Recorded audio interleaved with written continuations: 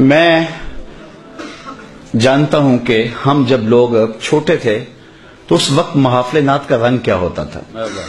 میں نے ظہوری صاحب کو سنا ہے کہ جب وہ نعت پڑھ رہے ہوتے تھے آنکھوں سے آنسو برس رہے ہوتے تھے. قاری زبیر رسول صاحب کو میں نے سنا ہے کہ جب وہ نعت پڑھتے تھے تو اشک برس رہے ہوتے تھے. میں نے خالد صاحب کو کہا کہ حسنین خالد صاحب کو بلاؤ، اس لیے کہ جب یہ نعت پڑھ رہے ہوتے ہیں تو یہ عجیب کیف میں ڈوبے ہوتے ہیں.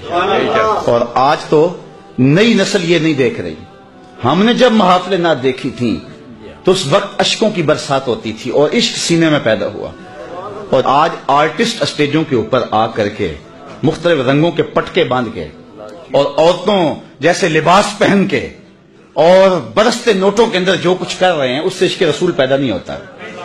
اس لیے آپ کی نسل کو زیادہ ضرورت ہے کہ ان پر محنت کریں کہ ان کے اندر حب رسول پیدا ہو، کیونکہ آپ نے جن کو دیکھا ہے ان لوگوں نے ان کو نہیں دیکھا. اس طرح جن علماء کو آپ نے سنا ہے، ہم نے سنا ہے، جب وہ بولتے ہوتے تھے لگتا تھا ان کی پشت پہ رسول اللہ کی تائید کا ہاتھ ہے. اور کیا آج اسٹیجوں کے اوپر ڈانس نہیں ہوتے؟ آج لطیفے نہیں سنائے جاتے؟ آج کیا رسول اللہ کے دین کا تماشا نہیں بن گیا؟ اگر آپ ناراض نہ ہوں تو کیا آج مولوی اپنے خطبے بیچ نہیں رہے؟ 40 ہزار کی تقریریں بک رہی ہیں، لفظ بیچے جا رہے ہیں، خطبے بیچے جا رہے ہیں. تو یہ قوم، یہ نسل کیا سن رہی ہے؟ یہ تو بدل ہو رہی ہے دین سے.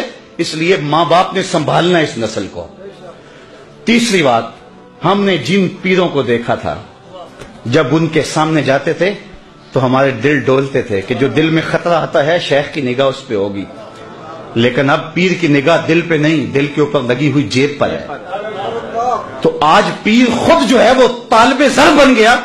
تو اب نہ تو پیر میں وہ روپ نظر آیا، نہ مولوی میں وہ روپ نظر آیا، نہ ناطخواں میں وہ روپ نظر آیا. تو مجھے بتاؤ کہ یہ نئی نسل کہاں سے دین لے گی؟ علامہ اقبال نے اس وقت کہا تھا کہ اپنی نسل پر توجہ دو جب امیر ملت بھی موجود تھے. اس وقت کہا تھا جب سید احمد سعید کاظمی، بلکہ بعد کے یہ لوگ ہیں، اس دور میں کہا تھا. اور آج تو ہر لئی میں رازدار دین شدے، آج تو یہ معاملہ ہو گیا ہوا ہے. اس لیے ماں باپ کی ذمہ داری ہے. میں کہتا ہوں ڈاکٹر بناؤ اپنے بیٹے کو، انجینئر بناؤ، وقت کی ضرورت ہے، لیکن سب سے پہلے اس کے عاشق رسول بناؤ. یہ کہیں اس کا سینہ اس دولت سے محروم نہ رہ جائے.